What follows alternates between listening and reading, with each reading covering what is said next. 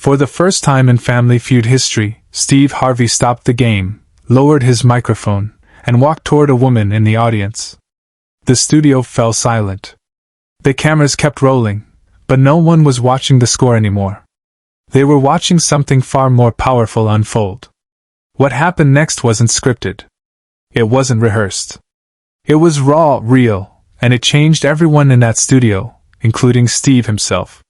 This is the story of a wedding ring, a widow's courage, and the moment a game show became something sacred. The day started like any other taping of Family Feud. Two families stood at their podiums, the iconic game board glowed behind them, and Steve Harvey worked the room with his signature blend of humor and charm. The Patterson family faced off against the Morrison family in what seemed like a routine episode. Lights blazed, cameras rolled, and the audience buzzed with energy. But seated in the third row, partially hidden by the enthusiastic crowd, sat Margaret Chen. She was 58 years old, wearing a simple black dress that she'd carefully chosen that morning. In her purse, wrapped in a soft velvet cloth, was her wedding ring. She hadn't worn it in 6 months, not since the funeral. But today, she'd brought it with her for a reason she couldn't fully explain, even to her own children who sat beside her. Margaret's daughter, Linda, had won the tickets to the show 3 months ago. "Mom, you need to get out," Linda had said gently. "Dad would want you to laugh again." Margaret had resisted at first. How could she sit in a room full of strangers, pretending everything was normal, when her heart still felt like it was breaking every single day? But here she was. And in her purse was Robert's ring, the gold band he'd worn for 33 years. She'd held it every night since he died, tracing the worn groove on the inside where his finger had shaped the metal over decades. Sometimes she whispered to it, telling Robert about her day, about how the grandkids were doing, about how impossibly hard it was to sleep in their bed alone. The game was in full swing when Steve Harvey stopped mid-joke. Something had caught his eye. The entire studio froze. He'd been riffing with the Patterson family, doing his classic double take at a ridiculous answer someone had given.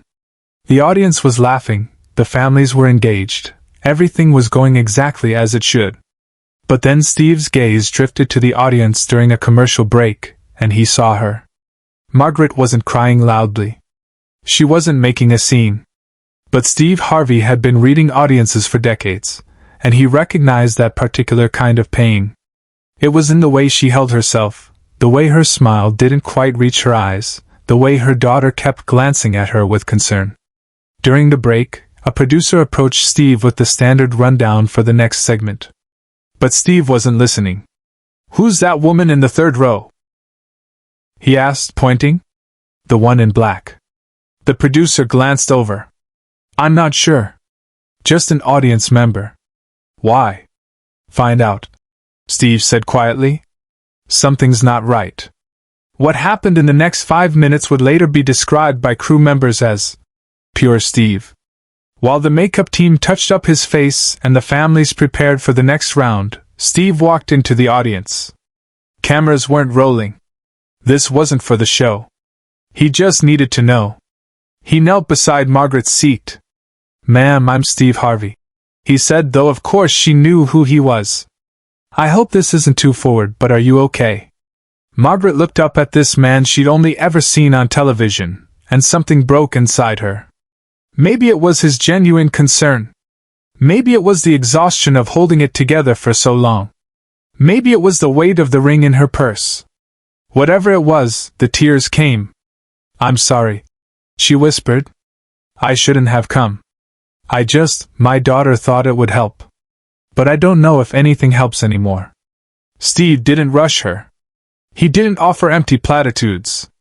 He just waited, the way someone who's lived through real pain knows to wait. "My husband died 6 months ago," Margaret finally said. 33 years we were married. And I brought his wedding ring today because I thought. I don't know what I thought. That maybe being around people laughing again would remind me what that felt like." Steve was quiet for a long moment. Then he asked, "What was his name?" "Robert. Robert Chen. Tell me about Robert." And she did. Right there, in the middle of a commercial break, While crew members pretended not to listen and her daughter held her hand, Margaret told Steve Harvey about her husband. About how he used to dance with her in the kitchen when he thought no one was watching. About how he'd left sticky notes all over the house with terrible jokes written on them. About how his last words to her were, "You made my life beautiful." When she finished, Steve was silent. His eyes were red. Then he said something that would change the entire trajectory of the day. "Would you do me the honor of coming on stage with me when we start again?" Margaret's eyes went wide. "What?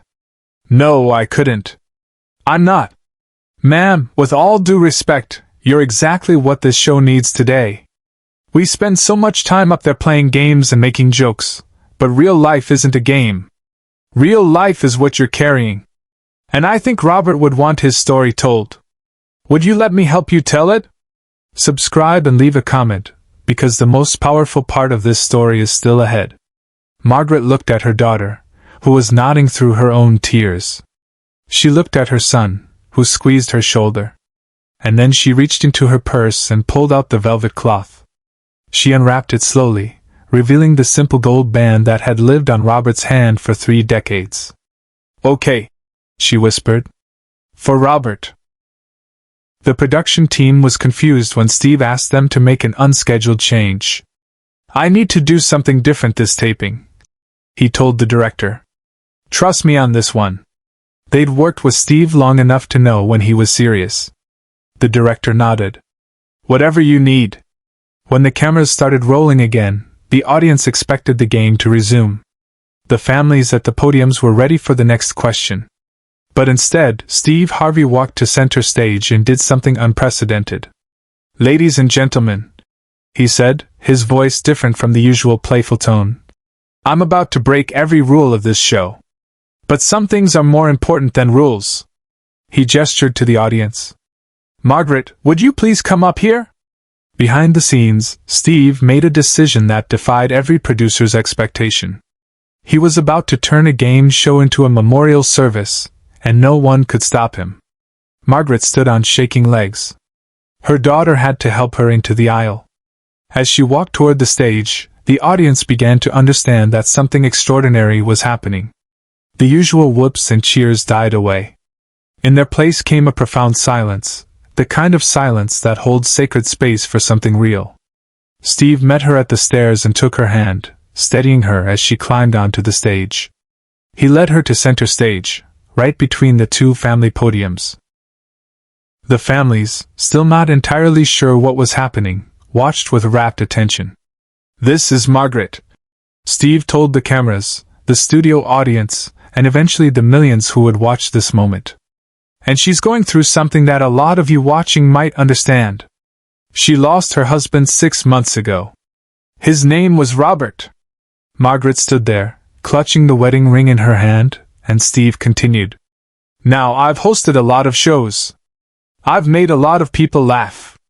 But Margaret reminded me today that before we're hosts or contestants or audience members, we're human beings. And human beings carry grief. They carry love.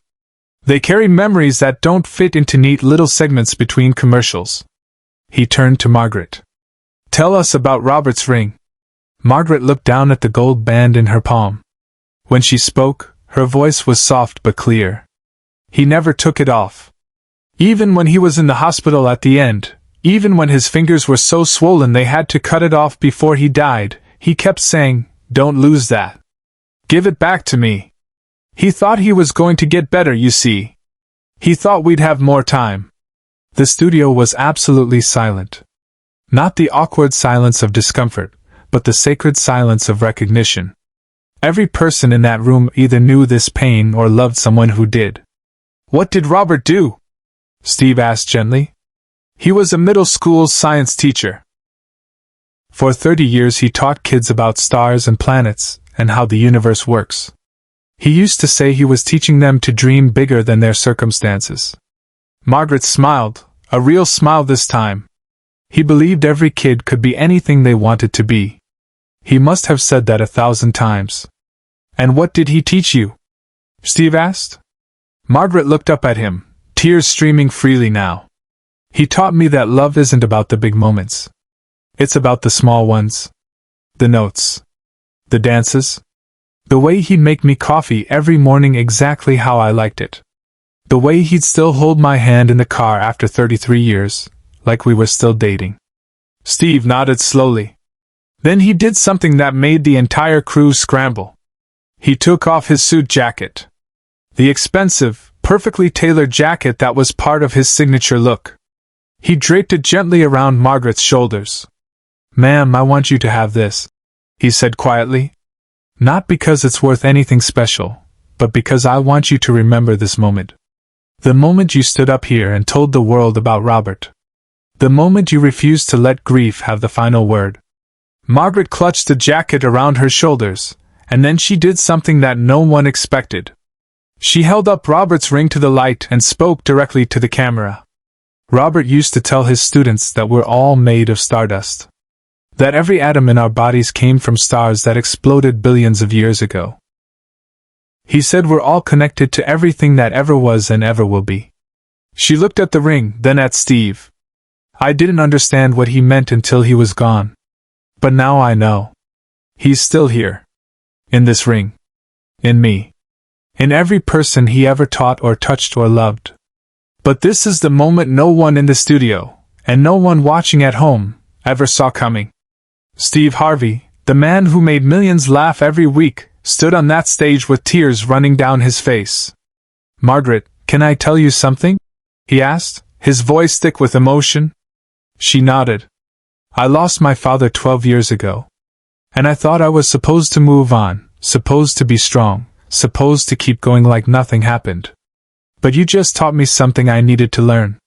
He paused, composing himself. "Grief isn't something we get over. It's something we carry. And carrying it doesn't make us weak. It makes us human." He turned to the audience. "How many of you out there are carrying something like this? A loss. A memory. Something so precious it hurts to hold on to it, but you can't let it go." Hands went up all over the studio. Slowly at first, then more. Then people started standing. The Patterson family at their podium. The Morrison family at theirs. People who came to see a game show found themselves in the middle of something far more profound. "We spend so much time pretending," Steve said to the cameras. "Pretending we're okay when we're not. Pretending grief doesn't touch us. Pretending we can just move on. But Margaret, you stood up here today and told the truth. You said, 'This is my pain, and it matters.' Robert mattered." He looked back at her. "And I want to tell you something that I hope helps. Robert's not just in that ring. He's in every kid he ever taught who looks up at the stars and dreams bigger. He's in every morning coffee you make the way he liked it. He's in the courage it took for you to come here today and tell his story." Margaret was sobbing now, but so was most of the studio. Linda had made her way onto the stage and was holding her mother. The Morrison family had left their podium to form a circle around Margaret, this stranger who had just shared the most intimate parts of her pain with them. And then something happened that had never occurred in Family Feud history. The Patterson family left their podium too. They crossed the stage and joined the circle. Competitors became comforters. A game show became a communion. Steve Harvey stood in the center of it all, his hand on Margaret's shoulder, his jacket still draped around her, and he said something that would be replayed millions of times. "This is what we're supposed to be doing. Not just making people laugh. Making people feel seen. Making people know they're not alone." The director, watching from the control booth, had tears streaming down his face. "Keep rolling," he said to his crew. "Don't you dare stop those cameras. Share and subscribe. Make sure this story is never forgotten." After the taping ended, after the audience had filed out and the lights had dimmed, Steve Harvey sat with Margaret in his dressing room. The jacket was still around her shoulders. The ring was still in her hand. "Thank you," she said softly. "I didn't know I needed that."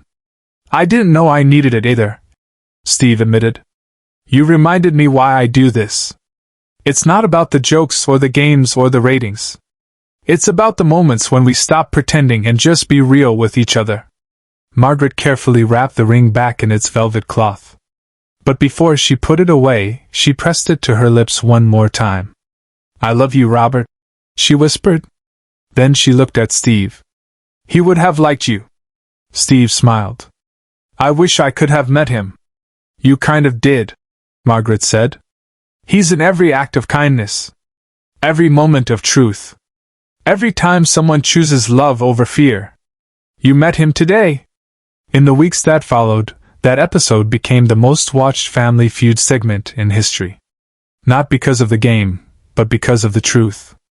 Margaret's story reminded millions that grief doesn't have an expiration date, that love doesn't end with death, and that sometimes the bravest thing we can do is stand up and say, "This is my pain, and it matters."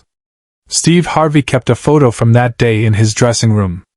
It shows him standing with Margaret, her wearing his jacket, both of them smiling through tears. Beside it, he placed a small note that reads, "Never forget why we're really here." And Margaret? She still carries Robert's ring. But now she also carries something else. The memory of a day when a game show host stopped the world to honor her husband's life. When laughter paused for love. When entertainment became communion.